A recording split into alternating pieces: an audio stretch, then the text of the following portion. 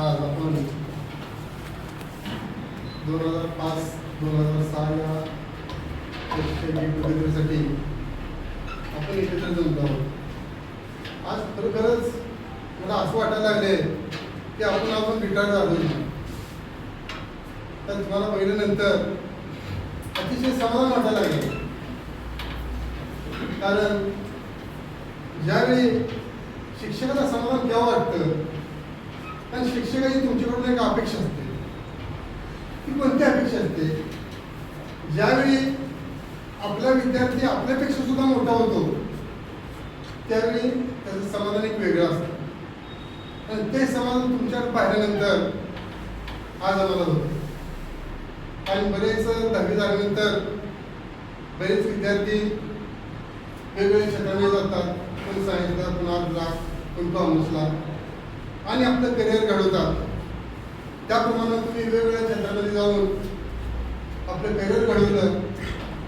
आणि सर्वात महत्त्वाचं म्हणजे की 19-20 वर्षानंतर सुद्धा मला आमची आठवण आली, आमची आठवण काढली. म्हणजे तुम्ही आम्हाला तुमच्या मनातून काढलेलं नाही, तुमच्या मनामध्ये आम्हाला अजून ठेवलेला आहे. आणि हा आनंद अतिशय मोठा आहे.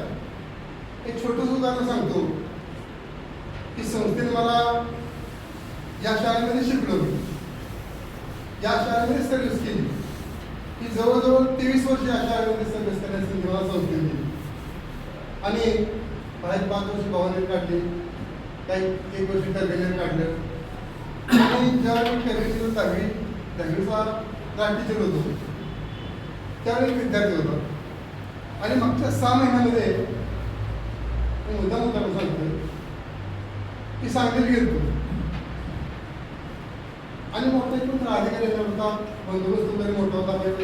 काम केला आणि पुढे इस्लामाबाद निघालो.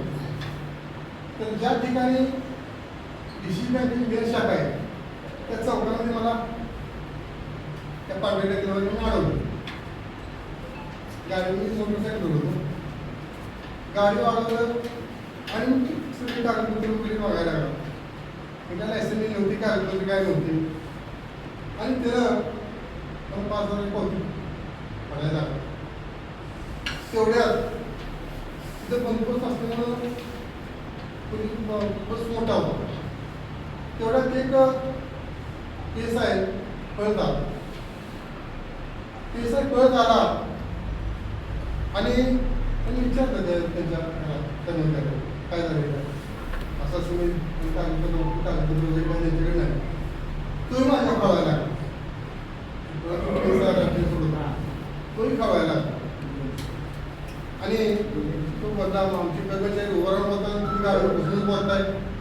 मी गाडीवर उतरलो, गाडीवर परत पटकन खाली मागला. आणि मग खाली उतरवलं त्यानं, गाडी लावला पटक्यानं. गाडी मी लावल्या त्याने माझं पाय झालं. मी सुद्धा म्हणजे भाऊसाहेब तो उभा राहिला, पायात चप्पल तसेच, चप्पलीचं दर्शन घ्यायचं. आणि तो उभा राहिला असं तुम्हाला ओळख नाही. तुम्हाला कधीचा सरगत बेसाय झालं. त्यावेळी एक गोष्ट लक्षात आली की आपण शिक्षक झाल्याचं एक सार्थक झालं.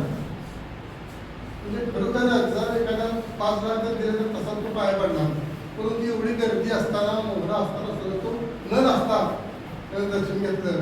त्यातच खऱ्या अर्थानं एक आपण शिक्षक झाल्या सार्थक या ठिकाणी वाटलं गेलं. तसं तुम्ही सुद्धा 19 वर्षांनी सुद्धा आम्हाला सर्वांची आठवण काढली.